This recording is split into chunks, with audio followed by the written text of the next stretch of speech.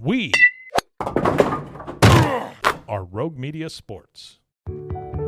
A lot can happen between falling in love with a house online and owning it.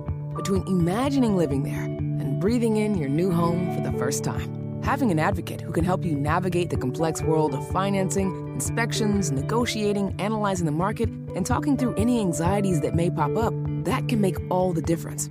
That's what the expertise of a Realtor can do for you. Realtors are members of the National Association of Realtors and bound by a code of ethics, because that's who we are. Hey, it's Mark Goodman. And I'm Alan Light. On today's podcast, Record Store Day founder Carrie Colleton is joining us to discuss the April 20th RSD special releases. Plus, we'll talk live with our audience, the Sound Up Pod Squad, and find out who still listens to vinyl. And some updates from the Beatles universe. Oh, good. Sound Up with Mark Goodman and Alan Light, the only music podcast that matters. Get it on Pandora, Spotify, Apple Podcasts, or wherever you get your podcasts. And it is Matt Mosley alongside Ed Werder. Let's get right to it. A huge day on the Doomsday Podcast as we get ready for the draft and, of course, the aftermath of Dez Bryant being released Friday morning. Ed, you've hooked another big one. Go ahead and tell us who we have today. Well, we've got Troy Aikman. You know, we've got a historic draft. It's going to be held in Dallas for the first time ever, actually Arlington over at Jerry World. It could be historic also in the sense that quarterbacks could go 1, 2, 3, 4 for the first time in history. And two of the quarterbacks atop the group are from UCLA and Oklahoma. Troy Aikman played at both those schools, was the number 1 overall pick from UCLA. He's got a lot to say as he gets ready for his first NFL draft as an analyst. Boy, it's a big day for Doomsday. Frito, if you would kindly play the music, sir.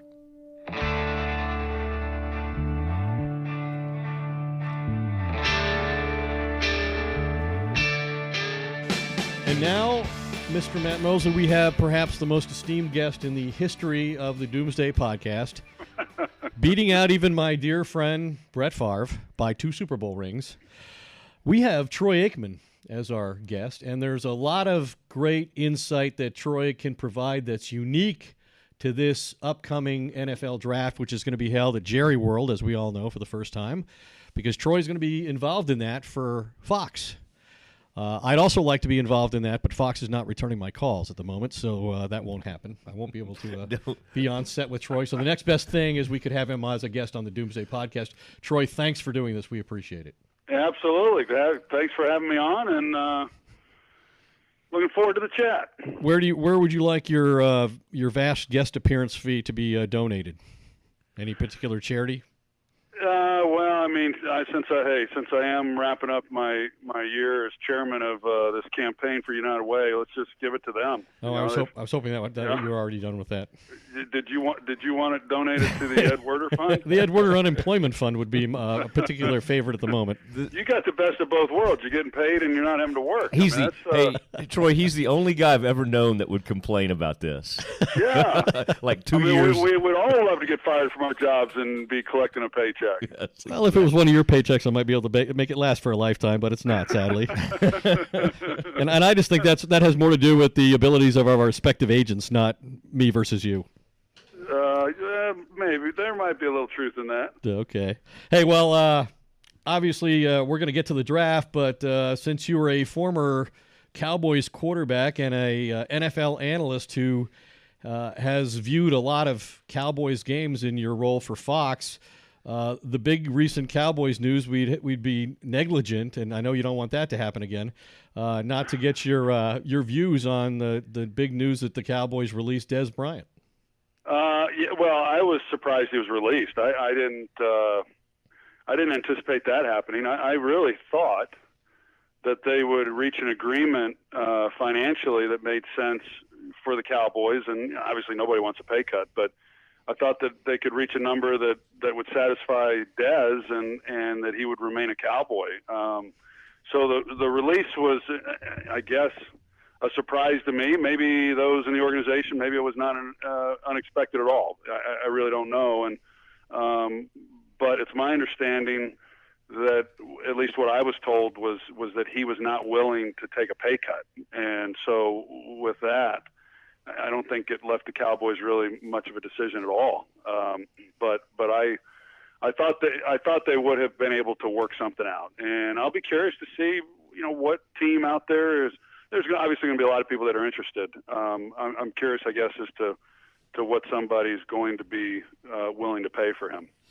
Troy, you've obviously seen Jerry become very close to certain players. I think Dez was no exception. In fact, he might have been ranked right up there at the top. There's a paternal feeling that Jerry has for certain players over the years. Some of your teammates ended up probably in that, and he certainly had that sort of feeling for Dez. Is this another sign?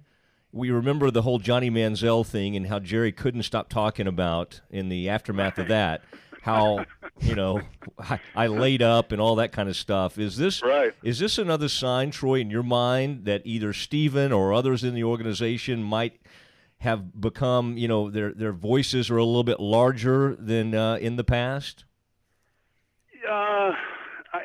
I think that's probably fair. I think that's a fair way of saying it. I also feel that maybe those voices were just as loud years ago, and maybe Jerry just was unwilling to listen to them at the time. And I think that I have great respect for Steven and what he's done for the organization for a number of years.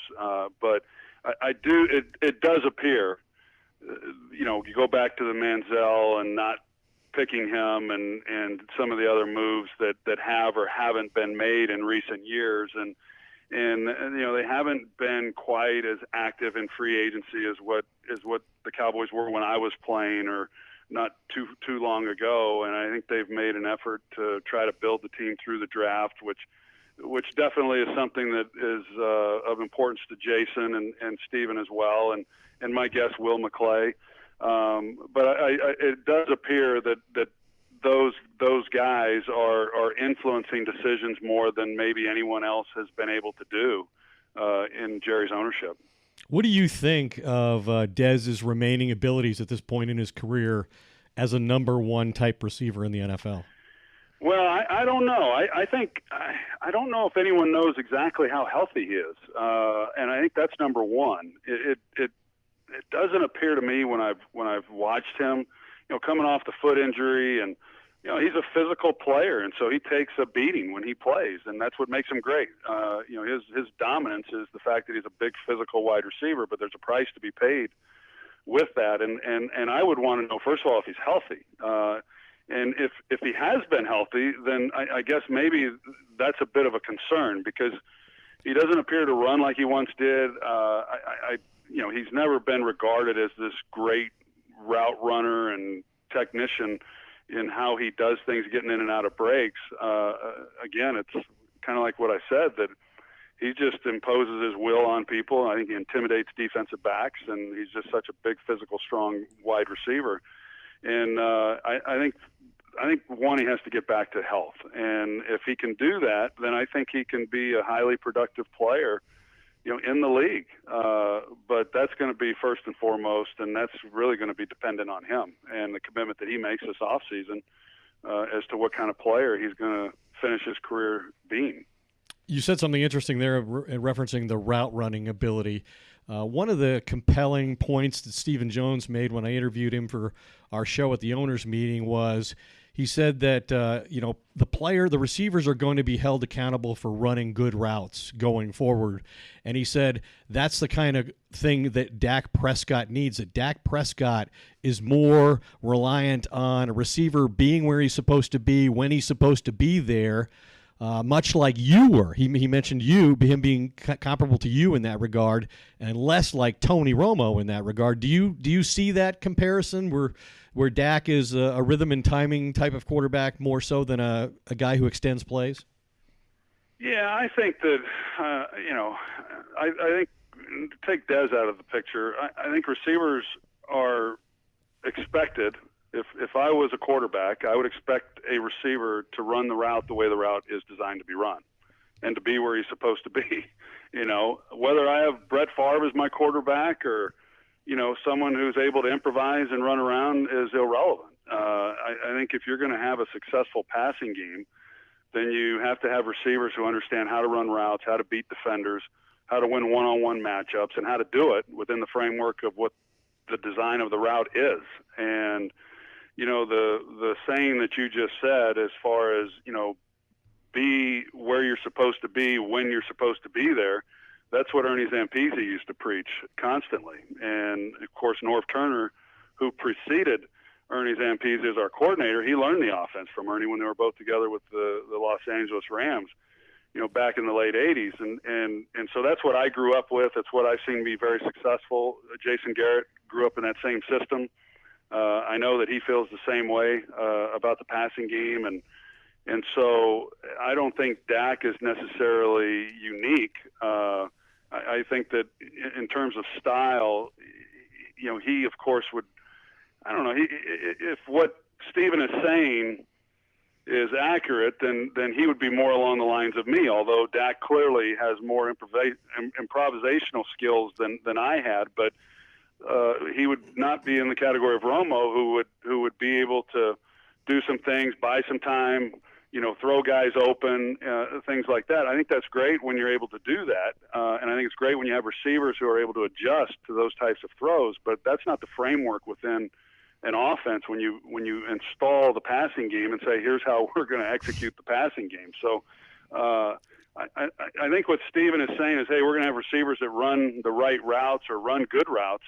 I'm not sure why that just is being said now. I think that should be that's been said since I was playing, and it should be said each and every year. And it is. I'm being a bit facetious, but it has to be demanded, and it has to be demanded from the staff, and make sure that the players understand what's expected of them. Undisciplined, unreinforced. Geez, the Cowboys never do that in any regard. I don't know what you're talking about there. It's some classic Ed sarcasm there. Now, Troy, you've taken a long look at this upcoming draft. When you see this move in the context of the draft, how much pressure does this now put upon the Cowboys? People love to say, we want the best player available. We want the best. I mean, that sounds great. In theory, that's a great way to approach things. But now you look at this receiving core, and while Alan Hearns has a decent background, there's no one that really grabs your attention in this group that would scare a secondary. Right. Does this put a ton of pressure on the Cowboys? Hey, we got to now go get a guy in the first or second round? I think it has to be addressed. I don't feel that it has to happen in the first round. I think that we've seen that there's been a number of really great players who have come into the league as second, third round receivers who have been pretty dominant. But I believe that I don't think they're through at that position. I had a number one receiver. I think I think you need a guy that certainly draws some attention from a defense. But what I've always believed is the third receiver is the one who makes a difference for your team. And if you have a slot receiver, a third receiver, Wes Welker, we've seen what he was able to do, and of course what Julian Edelman has done when he came into that role. Cole Beasley, when he was more or less the third guy, the slot receiver, and how that impacts a defense. And when I was playing, when we had Kelvin Martin as our third receiver. So I've always felt that your receiving core is essentially only as good as your third guy. And so you want a number one guy. You want someone that draws some coverage and people have to concern themselves with. But I wouldn't mind if I had three solid guys and didn't really have necessarily that bell cow. I'd be fine with that. Now, are the Cowboys there right now? No, I don't think they're quite there. I mean, Hearns is a nice pickup. He's a slot receiver. He's got some size to him. I think he adjusts to the ball well. But him and Beasley's obviously a slot receiver. He's a little different style. He's not as big, not as physical as what Hearns is. But I do feel that they need to bring in somebody who can take on probably a bigger role within that receiving core. Well, now that we've finally made our way to the NFL draft, as I said, it'll be held in Jerry World for the first time in history, and you'll be a part of it for the first time since you encouraged Jerry to draft David LaFleur. Yeah, Yeah. I'm sure people remember that. Did you take him over Tony Gonzalez? I can't. I think Gonzalez was off the board though. He was long gone. Oh, okay. By the time I know you didn't draft David LaFleur. We can break down that 1997 draft on another podcast at a later time. I think Jerry would prefer not to do it ever, but that's okay. So why don't you explain to people what your role is going to be in covering this draft and how you've gone about preparing for that? Well, I was approached late, just probably about 3 weeks ago or so. I was asked by Fox if I would, be part of the draft coverage, and I immediately said, "There's no way." I mean, these guys, whether it's Mike Mayock or Mel Kiper or whoever, they've been getting ready for this draft since last year's draft ended, and to try to jump in, a month and a half before the draft and be prepared for the draft is almost impossible. So I said I couldn't do that. And then they asked if I would do the first round. I said even the first round is a huge undertaking to try to prepare for. And then we narrowed it down to the quarterback. So you're a brilliant negotiator. Oh yeah. Starting with the answer no is always creates leverage for people like you. Not for me. It puts me at risk, but. It's so I'll be there Thursday night, and I'll just be basically weighing in on the quarterbacks that are selected in the first round. And as you know, I mean, it's projected that there could possibly be 6 quarterbacks taken in the first round. I don't see that happening. I think there'll be 4. If there's 6, I think there's a couple real reaches by teams to pick up a guy. But I think there's 4 solid first-round picks. And I'll weigh in on those guys, and I've been studying them on film. I went to Josh Allen's pro day. I went to Sam Darnold's pro day.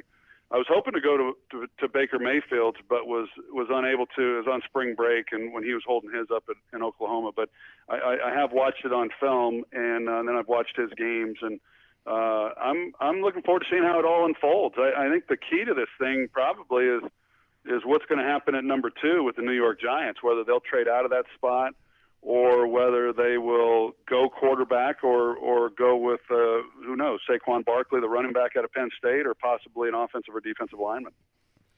Okay, well, so let's start with someone, and we'll get to the guys you got to see in person, but you got to watch, I'm sure, a ton of Baker Mayfield's games, even when they were going on, and then you went back and looked at some film. Right. How do you I mean, you've seen the quarterback position change so much over the years in college and kind of what has come into vogue and that kind of thing. How do you think his game will translate to the NFL, and is he a guy that could benefit, like a lot of guys, from having a year to wait before he comes on? And obviously teams don't always give you that luxury. Well, I think his game translates. The position, as you know, has changed a lot, and the way that it's changed is that we're now seeing pro teams willing to run these quarterbacks and get them outside the pocket and run the read options and the run pass options and things of that nature. And so, as I've said many times, it used to be when I was playing that the NFL game influenced what was happening in college. Well, now it's completely the other way. It's the college game is influencing what is happening at the NFL level, and so all of these quarterbacks come into this league with a much better opportunity to have success. And I think that for Baker, he'll continue to do the things for the most part wherever he goes, much like he did at Oklahoma. Now, it may not be quite as much spread, but they'll still get him out. There was a time when you looked at a guy his size and you said, there's no way this guy's going to be a third-round pick. But I think that's changed with the success of Drew Brees and the success of Russell Wilson. And I don't think height is now the deterrent that it once was. And I never really felt that it should have been. I think what happens a lot of times is that there's so many measurables and things that scouts look at with any player that at some point they fail to just ask the simple question, has this guy performed at a high level?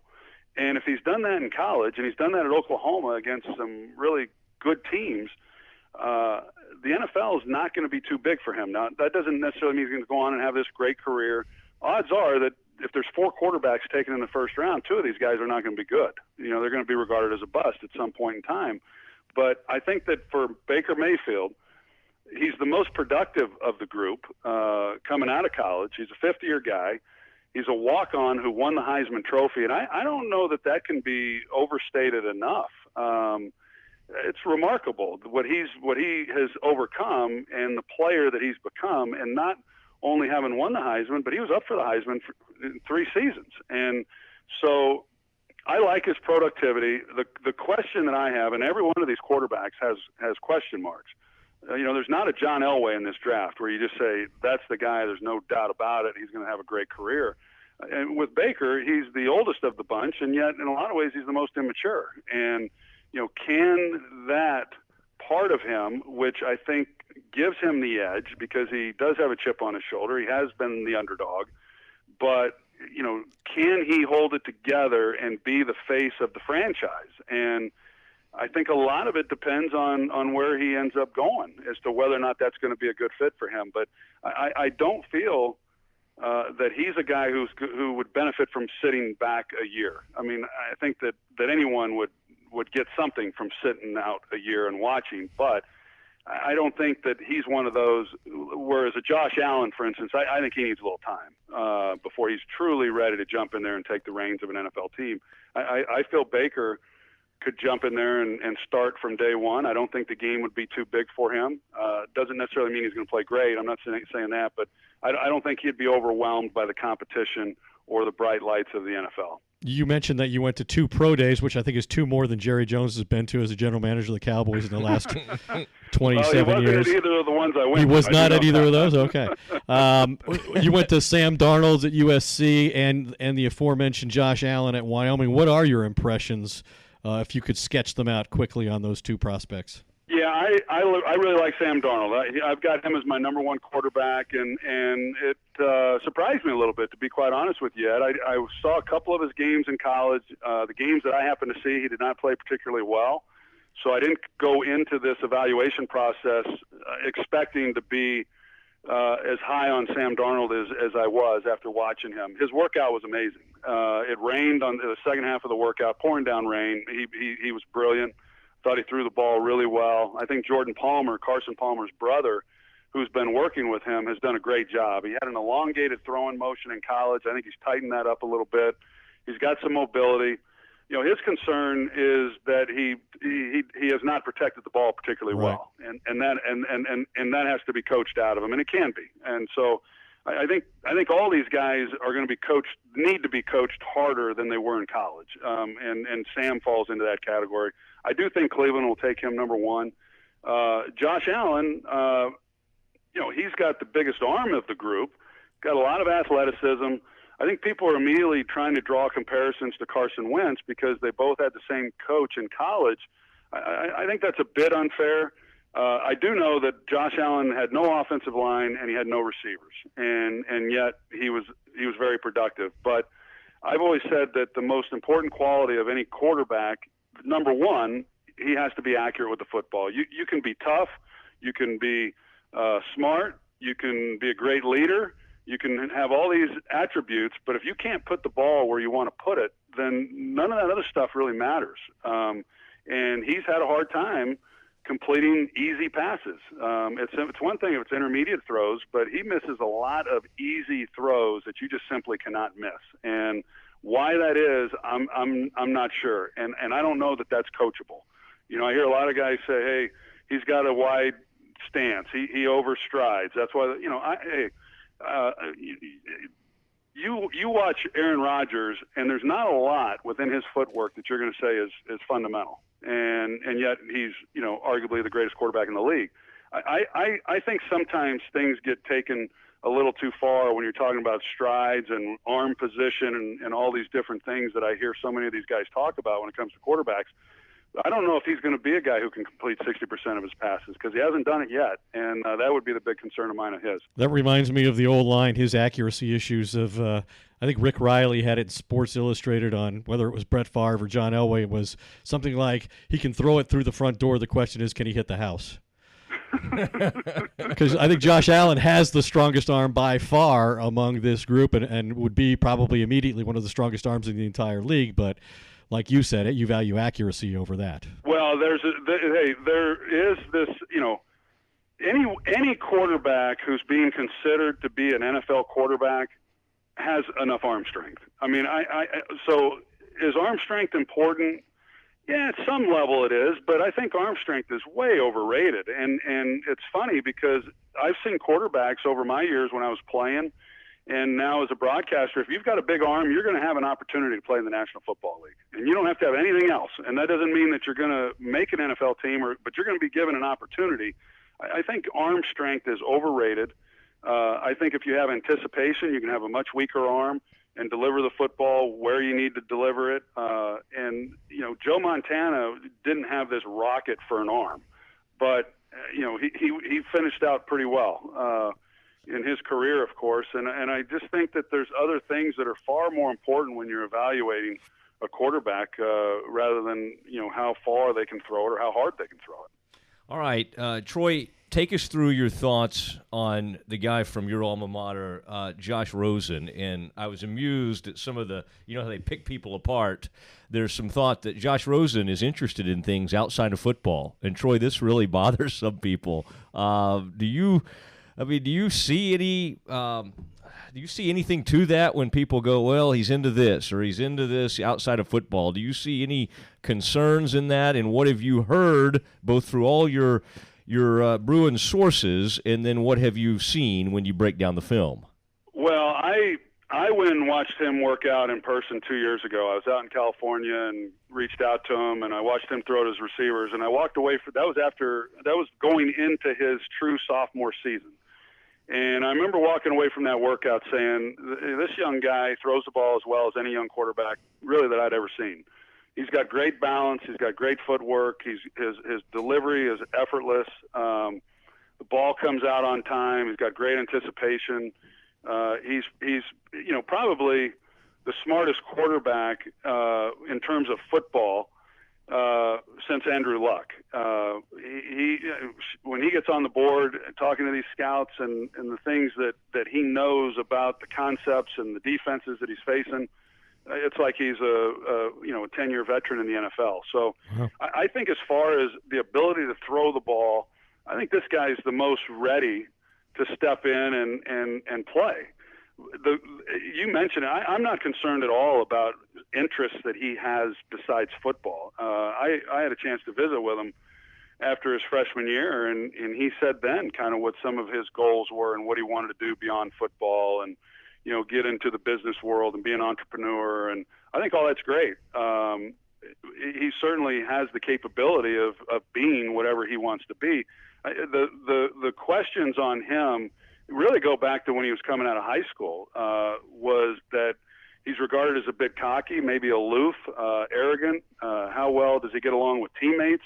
I saw Jim Moore on a show the other night, and he basically was saying those same things, that when he gets to the NFL, he's going to have to learn how to get along with his teammates and how to cultivate those relationships and how to treat offensive linemen. And, those words, Jim wasn't trying to be critical, but yet what I was hearing was, wow, that's a little bit of a concern. And I think that is the concern when you talk to teams.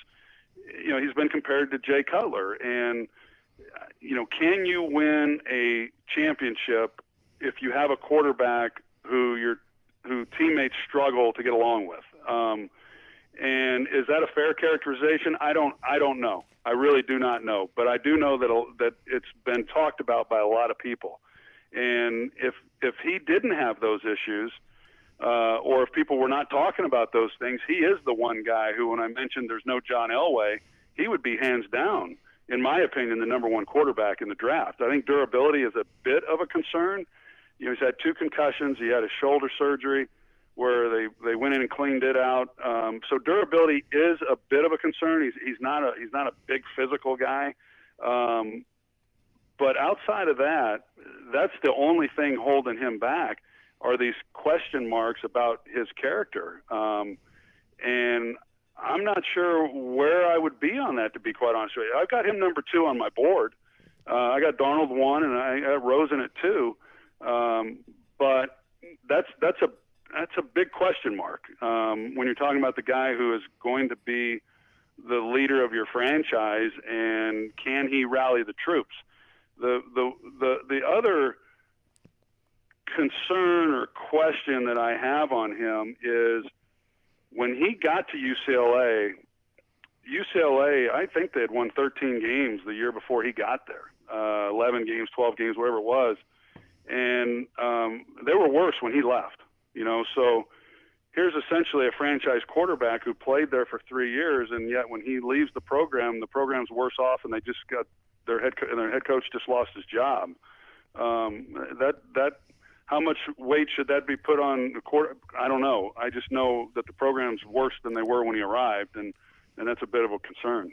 I thought the most interesting thing you said there in a very detailed scouting report on Josh Rosen, the former UCLA quarterback, or soon-to-be former UCLA quarterback, is that you have a board.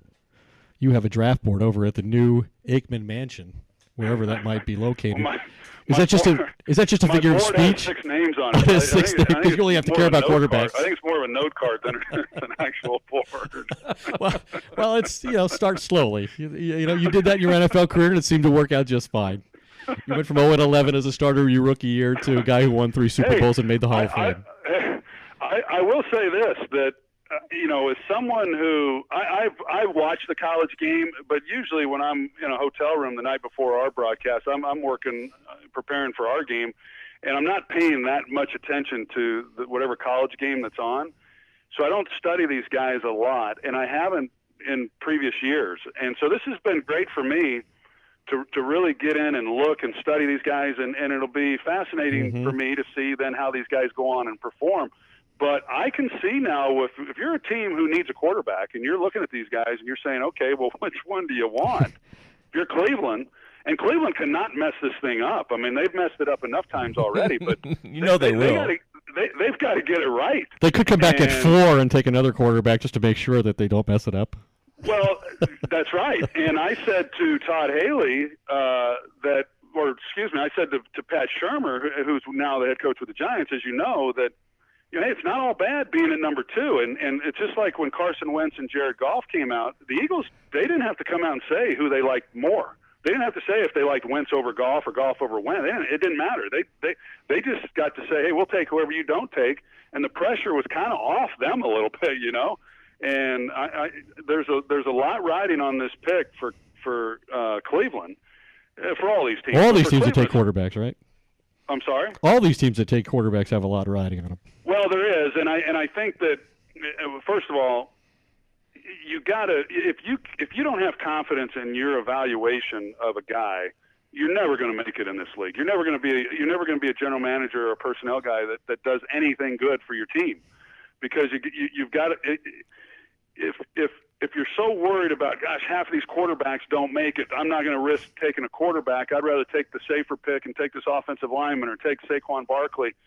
But yet in your heart, if you really believe that this guy is a franchise quarterback, you have to take him. If the Giants at number 2, if they believe that whoever the second best quarterback is a franchise quarterback, unless they trade the pick, there is no way they cannot take that quarterback. There's no way you can pass on a franchise quarterback, but you have to believe that they are a franchise quarterback. You can't be half in saying, well, I think he can be a great player, or I'm not sure, because when you do that, then you end up with some of these quarterbacks who have been first-round picks that shouldn't have been. And, I've said this for years, there is always a best quarterback in the draft.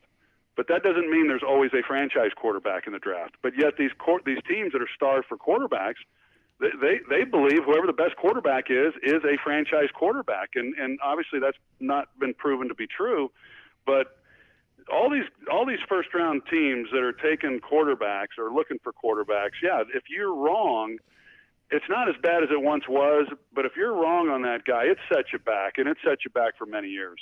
So last quarterback I want to ask you about, and maybe he's the biggest question mark among the quarterbacks, or maybe the biggest question of all the players that you draft, is Lamar Jackson of Louisville. What's your analysis of him revealed?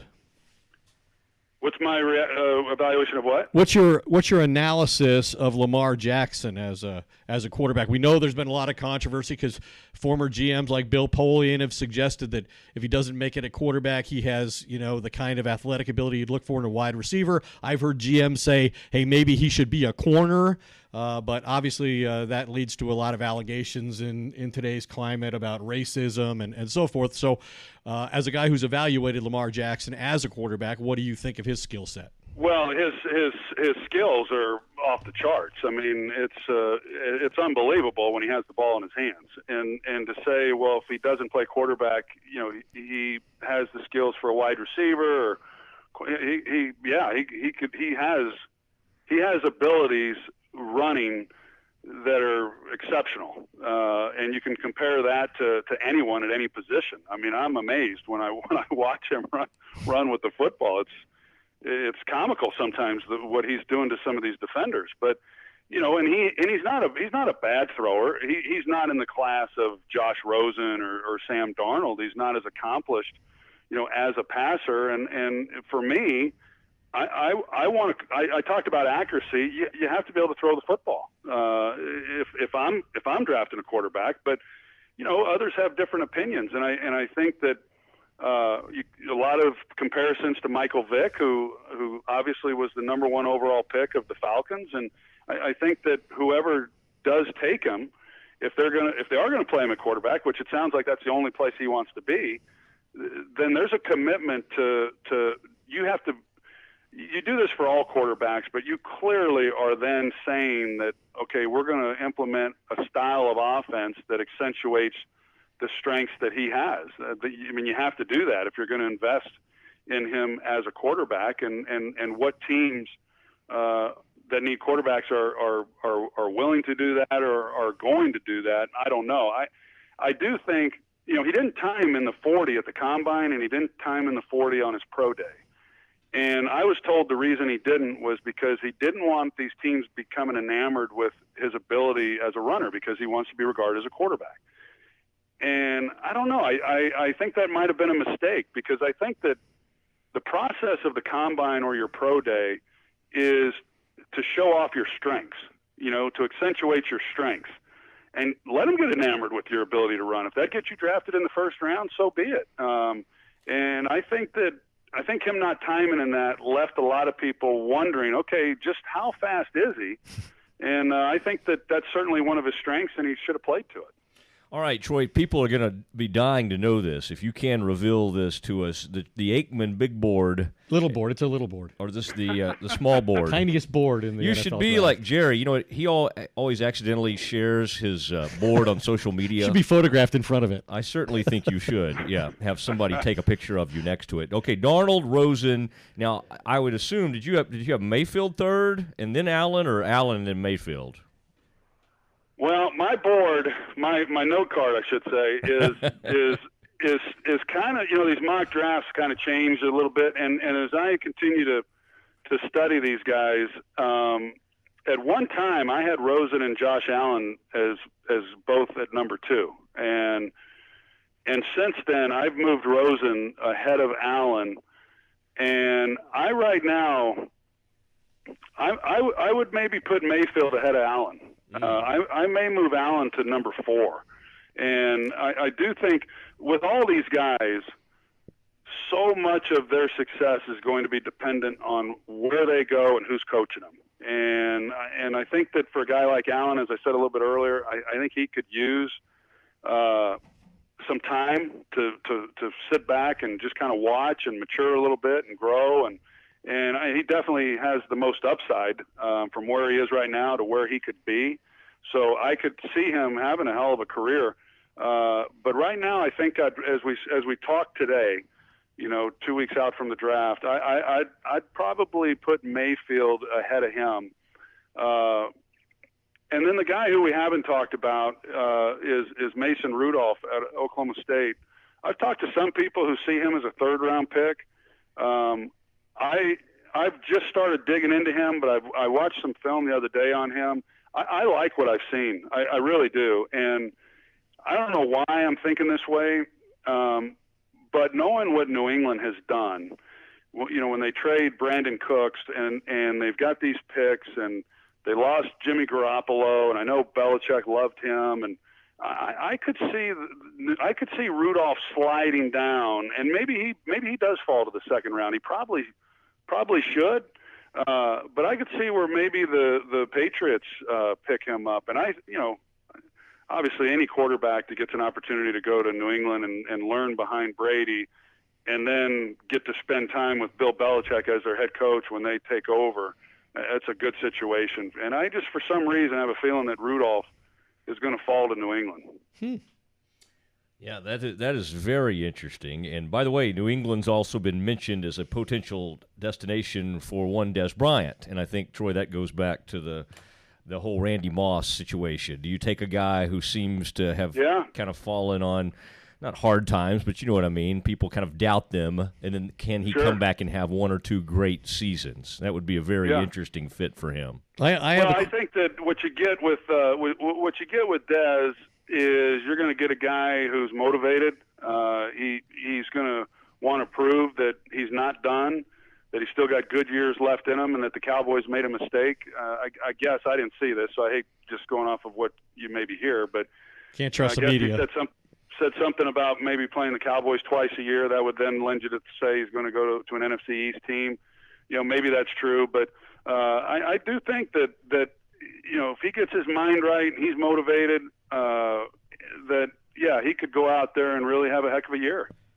I have a global question for you as it pertains to going through, a couple of pro days and evaluating players as you have. That's the job that most GMs and personnel directors perform. Has this enlightened you as far as any future interest you might have in one day running a team like John Elway does in Denver? Yeah, Ed, that's always been an interest of mine. I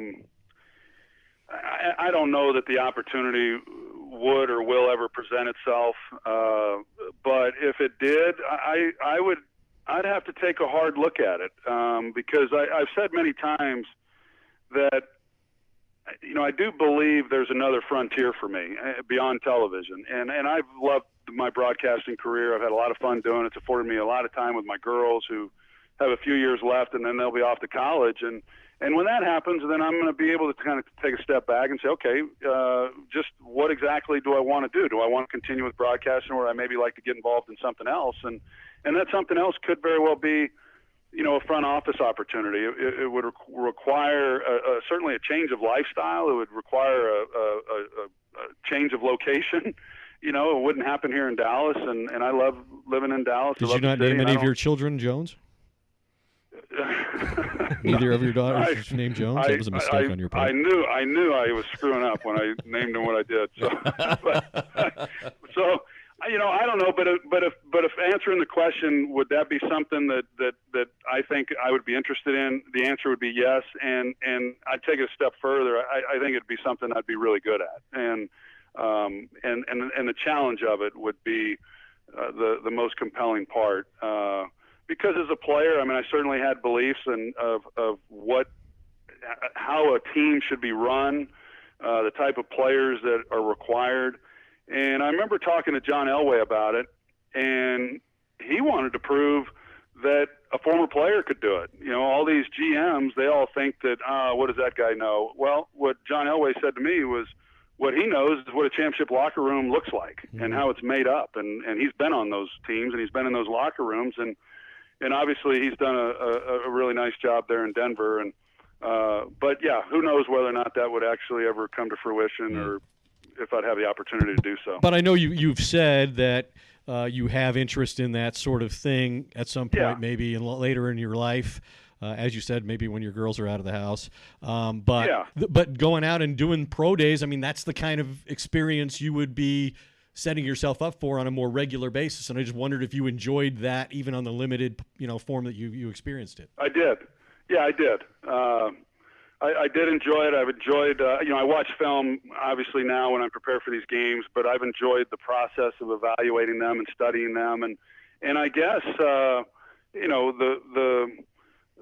the proof, I guess, in my abilities will be determined a few years down the road. And I think that's why that's why this has been fun for me, has been that now I have some real solid opinions on these guys before they ever even enter the NFL and take their first snap.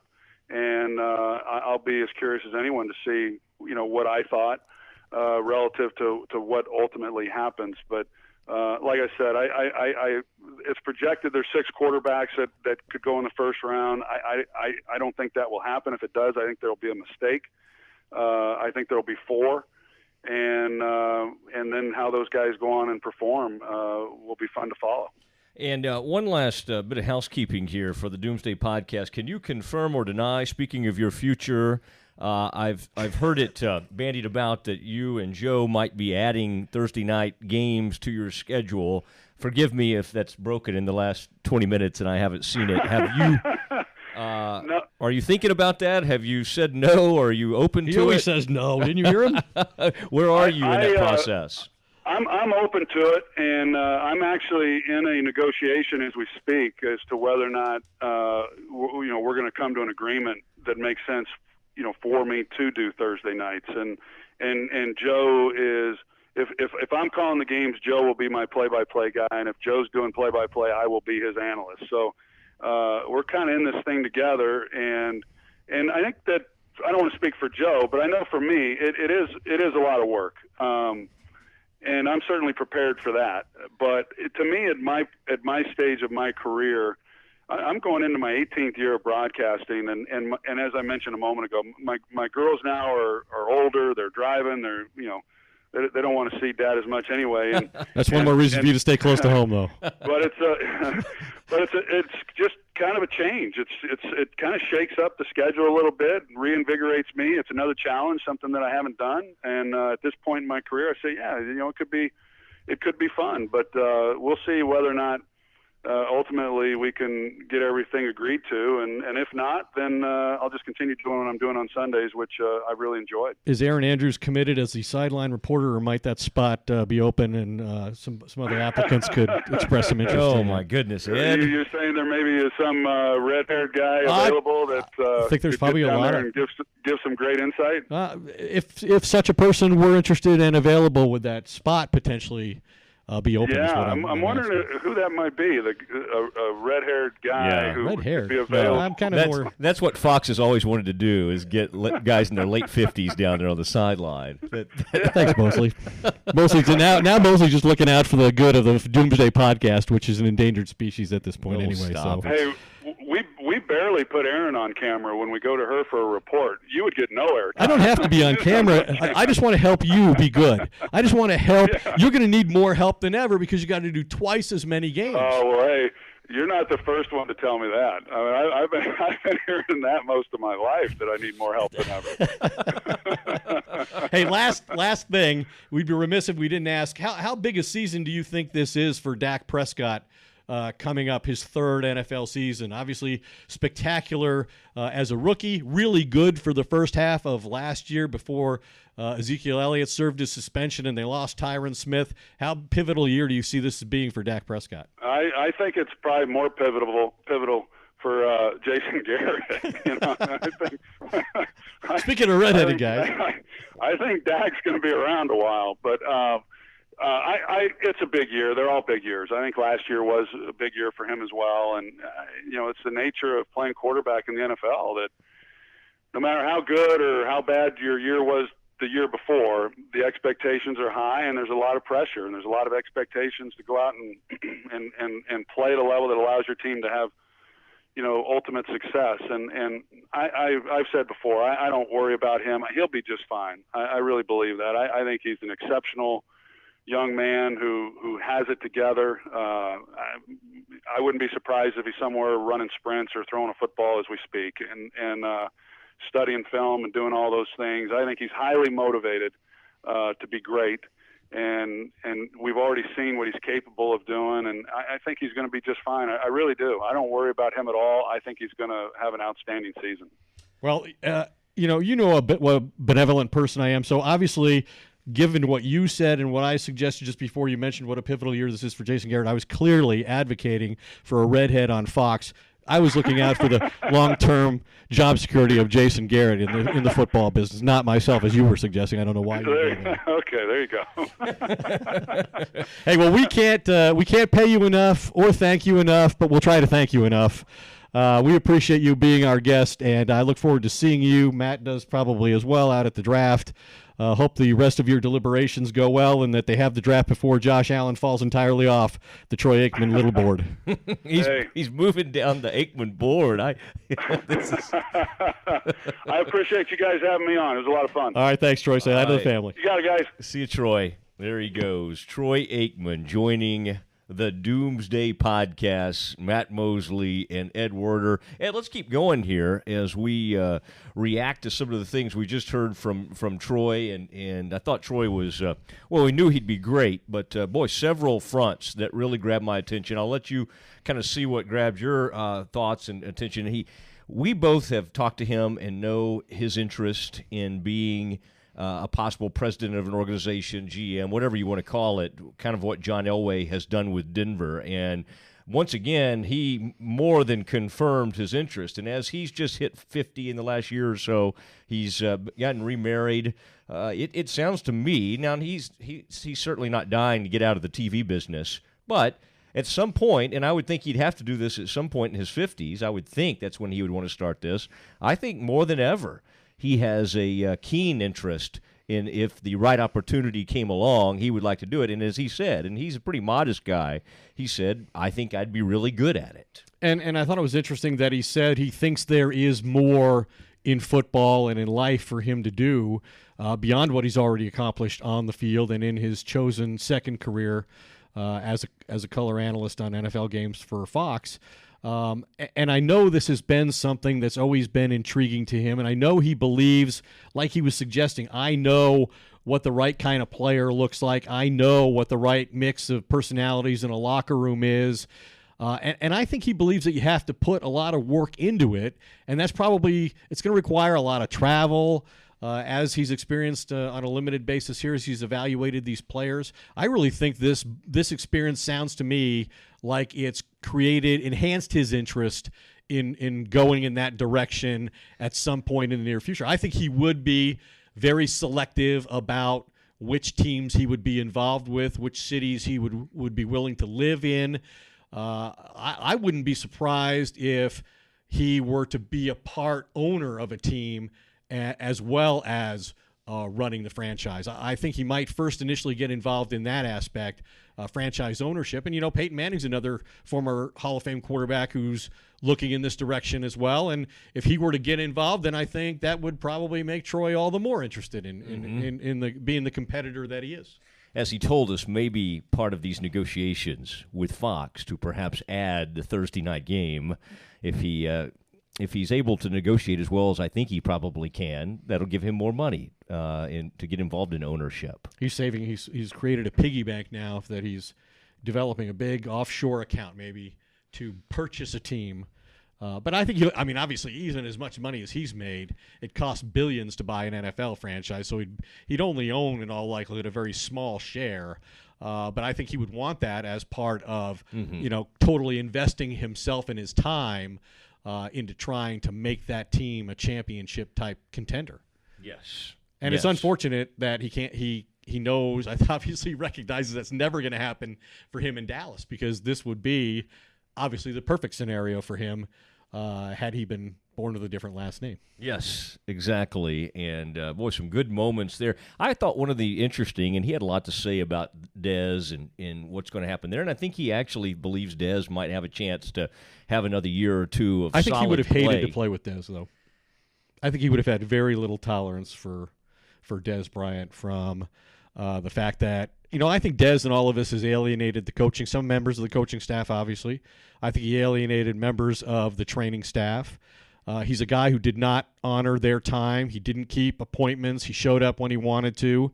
I was told today that there was some conversation among, he's called out the guys wearing the C on their jerseys, the captains, for not standing up for him. Yeah. The so-called Garrett guys. Well, part of the reality of that is he missed a conditioning test last offseason And that upset people at the Star to the point that there was conversation about whether he should remain on the leadership council. So Dez has a lot of work to do in that regard, and I don't think he would have been a guy at all popular with Troy. I would say, in defense of Dez, that a friend of ours, Michael Irvin, probably missed a few appointments in his day and had to show up at some appointments in the courtroom, and so did have some things that. Now, I'm not saying when he was at Valley Ranch, as you covered him all those years, football wasn't the most important thing. But I'm just saying he had to put up with some stuff from Michael. From people I've talked to with the Cowboys who have been around a long time, they do not make the comparison of Dez Bryant with Michael Irvin. And Michael Irvin did hurt his team with his conduct. It was always unintentional, I believe.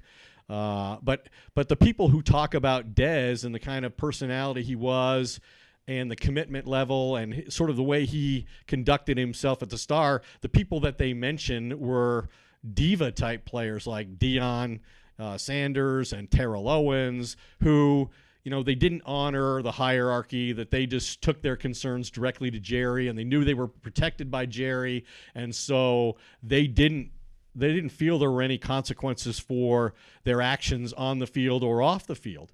And I think what he did off the field began to be a part of who he was on the field. I mean, do you ever see Michael Irvin his entire career turn down a catch like Dez Bryant did against the Raiders early in an important game that led to an interception? No. Troy would have killed the guy. He would have left Oakland in a body bag if that was Troy Aikman's receiver. Wow, that's pretty strong stuff. It's gonna be interesting to see, and will this cause Dez Bryant? At 29, can you become? I don't think he'll ever change as a person. Is he going to honor his appointments more? He came out of Oklahoma State with what they called life skills issues, whatever that means.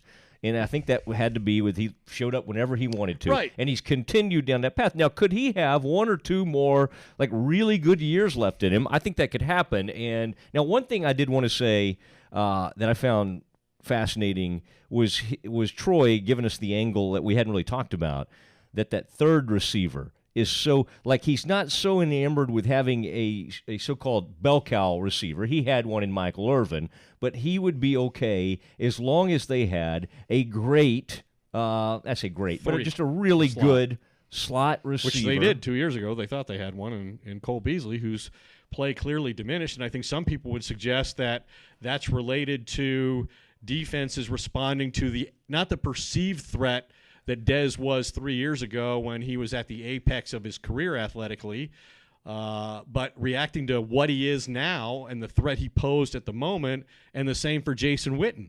Not having any speed on the field obviously allowed defenses to, and then Ezekiel Elliott's not there either, and so now it becomes much easier to defend the Cowboys, and they devoted more coverage to Cole Beasley because they knew his importance to them sustaining drives. So that's why I think there's this. So the two reasons I think Dez got cut are, one, what they want to do on offense is put more speed on the field, and you're not going to get more speed out of Dez Bryant.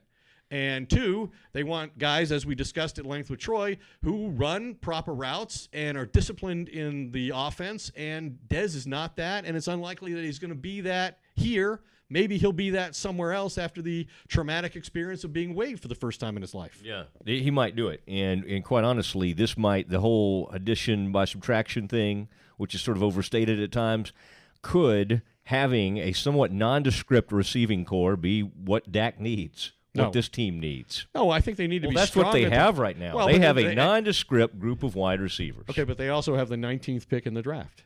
And as you heard Troy say, he doesn't think they're going to take a receiver there. He said they don't have to take a receiver there. I certainly think they could still take a receiver there. I would bet that every team in the league who's interested in a receiver is looking at the 19th pick and believes that they have to get in front of Dallas if they want Ridley or they want the kid from Maryland.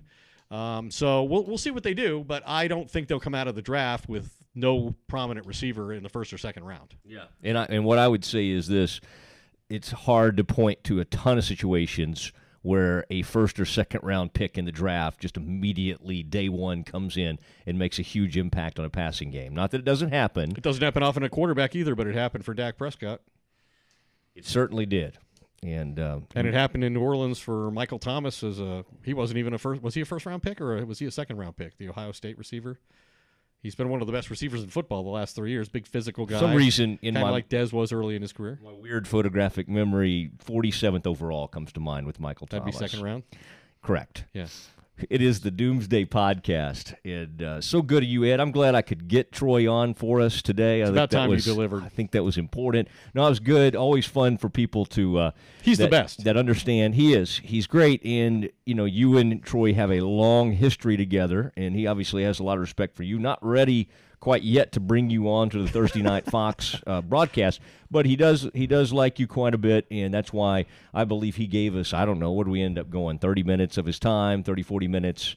In the offseason, which he doesn't, he's more protective of his time in the offseason than he is of it during the season. And I think the thing that makes him unique and the thing that's always drawn me to him as a journalist covering the team was, as difficult as it is, and that's exactly what Dez is complaining about right now with all these guys, right, that didn't stand up and tell the truth like he did, and that he's been punished and exiled for telling the truth about, in his mind, about the offense. Troy always was honest about his performance. He was honest about the performance of everybody else in the organization, what he thought was right, what he thought was wrong. Just like Jason Garrett, in my mind, would not be the head coach of the Cowboys right now if it hadn't been for Troy Aikman helping him get that job. I mean, he endorsed him to Jerry.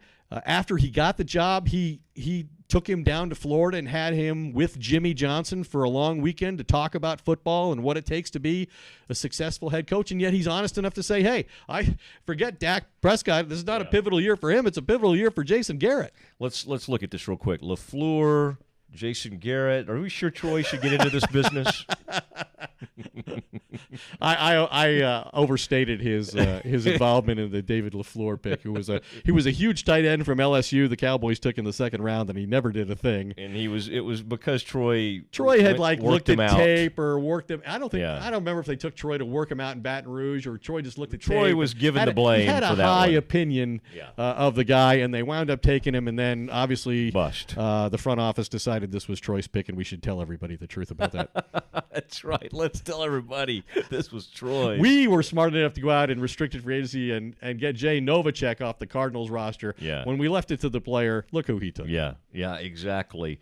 All right, Ed, strong work as always, and the excitement of the Doomsday Podcast continues to build. We are getting close to the draft time, and Ed, you will be in position, Westwood 1, you'll be doing a lot of player interviews with the first-rounders and the folks that are actually in the building.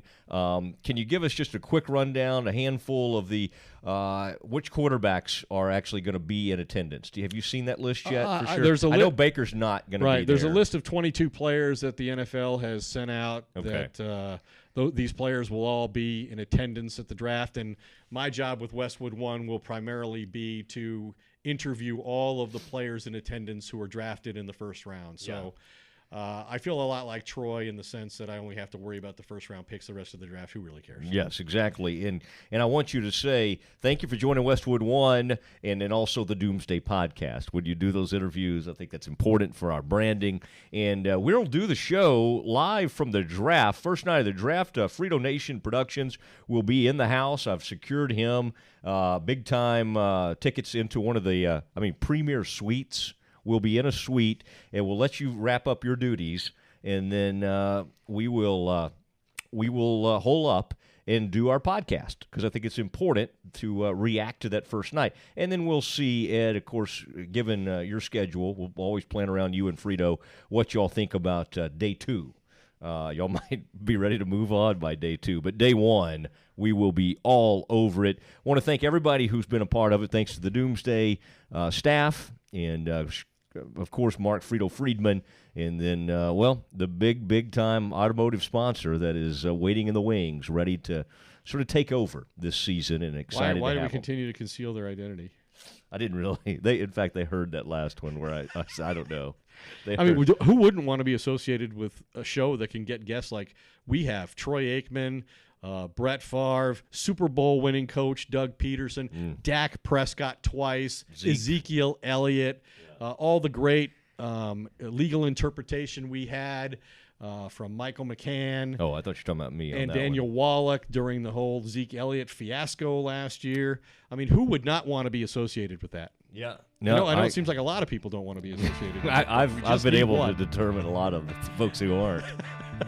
I've tracked them down. All right. This is all my best, guys. All right. Good night, everybody.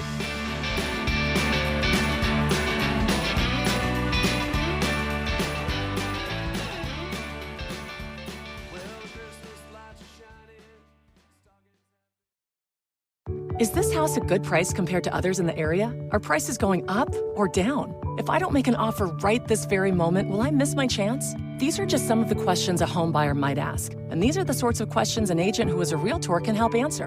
Because Realtors have the expertise, data, and access to specialty training to help you navigate the process of buying a home. They provide support, guidance, and have your back every step of the way. That's what Realtors do, because that's who we are. Realtors are members of the National Association of Realtors.